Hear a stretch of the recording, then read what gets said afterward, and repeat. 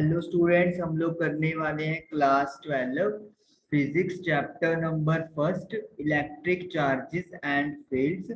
Exercises के question करेंगे first and second. चलिए स्टार्ट करते हैं।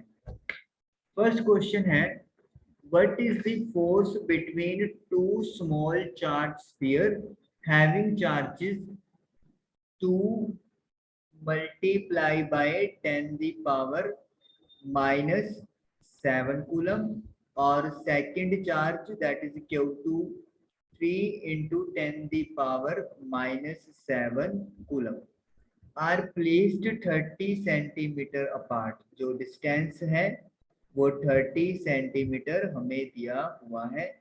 सेंटीमीटर को मीटर में बदलने के लिए अपॉन 100 कर देंगे इन एयर। तो मीडियम जो है वो एयर है। तो सबसे पहले force between two charge particles, हमारा फॉर्मूला क्या होता है इसको बॉक्स में हम लोग लिखेंगे। This is also known as Coulomb's law for force of interaction between two charge particles. F is equal to 1 upon 4 pi epsilon naught Q1 Q2 upon R square, where F is the force of interaction, जो attractive भी हो सकती है, repulsive भी हो सकती है। Epsilon naught है परमिटिविटी, और we can say electrical permittivity of free space, electrical permittivity of free space, जिसे हम लोग वैक्यूम भी बोल देते हैं, और एयर में भी अप्रोक्सीमेटली सेम रखी जाती है। Q1 फर्स्ट चार्ज है, Q2 सेकंड चार्ज है, और R distance between the two charges है। जो एप्सिलॉन नोड की वैल्यू होती है वैक्यूम में वो होती है 8.85 multiply by 10 the power -12 newton metre square coulomb inverse square. और अगर हम लोग 1/4 पाई एप्सिलॉन नोट की बात करें तो उसके लिए एक नया कांस्टेंट है, दैट इज के। इसे इलेक्ट्रोस्टैटिक फोर्स कांस्टेंट भी कहते हैं। और वैक्यूम या फिर एयर के लिए जो के की वैल्यू है that is 9 into 10 the power 9। तो ये वैल्यू दी जाती है। और फिर इसका जो यूनिट है वो थोड़ा गलत लिखा गया, its unit is coulomb square newton inverse metre inverse square, ये होता है। और के अगर यूनिट की बात करें तो के का जो यूनिट है वो newton metre square coulomb inverse square होगा। तो हमारे पास जो डाटा गिवन है हमें एफ फाइंड आउट करना है। तो हम लोग फॉर्मूला जो है वो हमारे पास है, तो हम लोग सिंपली क्या कर देंगे, वैल्यूज को पुट कर देंगे।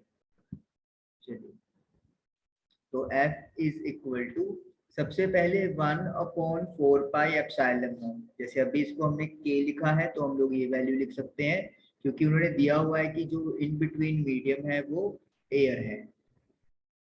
फर्स्ट चार्ज की value 2 multiply by 10 the power -7 है। Q2 यानी कि second charge 3 into 10 the power -7 है। R का स्क्वायर यानी कि 30/100 को 2 टाइम्स 2 बार लिखेंगे।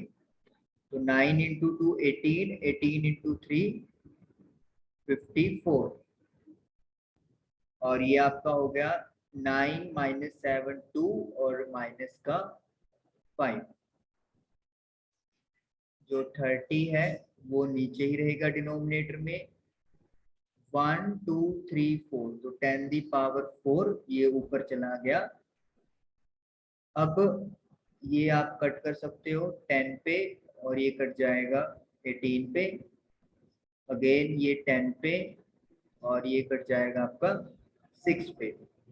तो ये आपके पास ओवरऑल आ गया 6 मल्टीप्लाई बाय 10⁻⁻1, बेस सेम तो पावर ऐड हो जाएगी। ये 10 की पावर 2 है, अगर आप उसको ऊपर करोगे पावर को तो इट विल बी -2, तो 6 मल्टीप्लाई बाय पावर ऐड हो जाएंगी -3, और फोर्स की यूनिट जो होती है वो न्यूटन होती है। तो इस तरीके से दो चार्ज स्फीयर्स के बीच में आप जो फोर्स की वैल्यू है वो कैलकुलेट कर सकते हैं। तो ये जो वैल्यू है, दोनों ही चार्जेस पॉजिटिव हैं, तो फोर्स जो लगेगी दोनों के बीच में वो रिपल्सिव होगी, रिपल्शन दोनों के बीच में होगा। क्योंकि आपको पता है अगर चार्ज का जो साइन है वो सेम है तो वो रिपेल करते हैं, अगर ऑपोजिट साइन के हो तो फिर वो अट्रैक्ट करेंगे। तो ये हमारा फर्स्ट क्वेश्चन डन हो गया। उसके बाद देखिए सेकंड क्वेश्चन। सेकंड क्वेश्चन है electrostatic force on a small sphere of charge 0.4 microcoulomb. तो पहला चार्ज जो दिया हुआ है वो है 0.4 माइक्रोकूलम। तो सबसे पहले तो माइक्रो को अगर कूलम में बदलना है तो 10⁻⁻6 के साथ मल्टीप्लाई कर दें। Due to another small sphere of charge 0.8 microcoulomb. दूसरा जो चार्ज है वो माइनस का 0.8 माइक्रोकूलम दिया हुआ है। तो अगेन इसे भी आप लोग कूलम में कन्वर्ट कर देंगे मल्टीप्लाई बाय 10⁻⁻6 करते हुए। इन एयर, तो एयर है तो उसका मतलब है अगर हम लोग स्मॉल के यूज करेंगे तो वैल्यू 9 इंटू 10⁻9 लिखेंगे, और अगर एप्सिलॉन नॉट लिखना है तो 8.85 इंटू 10⁻⁻12 यूज करेंगे, जैसे हमने यहाँ पर देखा था। तो newton metre square coulomb inverse, ये हमारे पास यूनिट आ गई के की। और जो फोर्स है वो हमें दिया हुआ है 0.2 न्यूटन।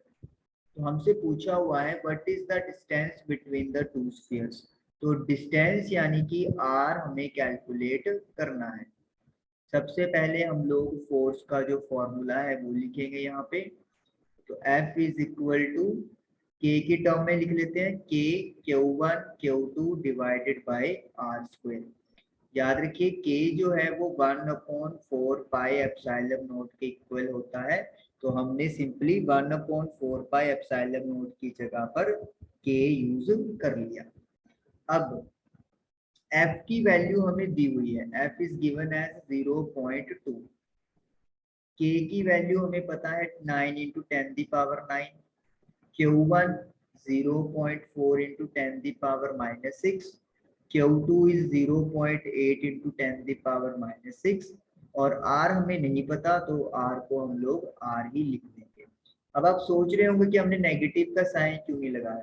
अगर हम लोग बात करें तो फॉर्मूला में यहाँ पे Q1 Q2 का मॉडुलस लिया जाता है, मतलब अगर चार्ज की वैल्यू नेगेटिव है स्टिल आप उसे पॉजिटिव कंसिडर करेंगे। और दूसरी चीज पॉजिटिव नेगेटिव तो हमें सिर्फ ये चेक करने के लिए होता है कि अट्रैक्शन होएगा या रिपल्शन होएगा, वैल्यूज में इसका कोई फर्क नहीं पड़ने वाला। तो आर स्क्वायर कैलकुलेट करने के लिए इसे आप मल्टीप्लाई कर देंगे। अब यहाँ पे 0.4 को मैं 4/10 लिख सकता हूँ, और 0.8 को 8/10।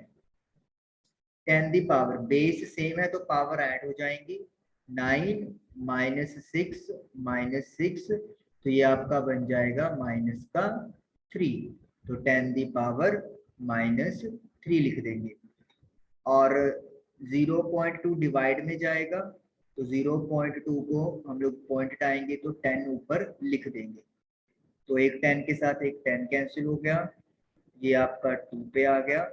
तो इसका मतलब है आर स्क्वेयर की वैल्यू आ गई 9 इंटू 2 18, 18 इंटू 8 144, और 10 दी पावर जब ये पावर ऊपर जाएगा तो माइनस हो जाएगा, यानी कि 10 दी पावर -4। ये आप लोगों का मीटर में आ गया, नहीं सॉरी नोट मीटर, ये आर स्क्वेयर है। अभी तो आर निकालना है तो हमें क्या करना पड़ेगा, स्क्वायर रूट करना पड़ेगा। 144 का रूट होता है 12, और 10⁻⁻⁴ का रूट होता है -2। तो इट मीन्स अगर हम लोग इसको सॉल्व करेंगे तो 112/100 लिख सकते हैं हम लोग। ये 10⁻⁻2 नीचे जाके प्लस हो गया, तो ये आपका आ गया 0.12 मीटर। इसका मतलब क्या है कि 0.12 जो है वो दोनों स्फीयर्स के बीच का डिस्टेंस है। तो ये पहला पार्ट हम लोगों ने डन किया। सेकंड है question, what is the force on the second sphere due to first. ये तो था कि आपके फर्स्ट स्फीयर के ऊपर सेकंड वन की वजह से कितनी फोर्स लग रही है। अब सेकंड पर फर्स्ट की वजह से कितनी फोर्स लगेगी वो हमसे पूछा हुआ है। देखिए एफ का formula Q1 Q2 upon R² multiply by के होता है। ना हमने मीडियम चेंज किया, ना चार्जेस की वैल्यू चेंज की, और ना ही डिस्टेंस चेंज कर रहे हैं। तो इसका मतलब क्या है, जो सेकंड पार्ट में हमारा आंसर आएगा, force will be the same force ही लगने वाली है। और वो कितनी फोर्स है, 0.2 न्यूटन। तो यानी कि इक्वल एंड ऑपोजिट फोर्स जो है वो लगती है, क्योंकि ये जो कूलम्स लॉ है वो न्यूटन का third law, that is action is equal to reaction but in opposite direction को फॉलो करता है। तो मैग्नीट्यूड वाइज बात करेंगे तो सेम फोर्स लगेगी, दैट इज 0.2 न्यूटन। तो इस तरीके से आपका सेकंड न्यूमेरिकल डन हुआ। आई होप कि आपको फर्स्ट टू न्यूमेरिकल्स क्लियर हुए होंगे। Thank you for watching the video.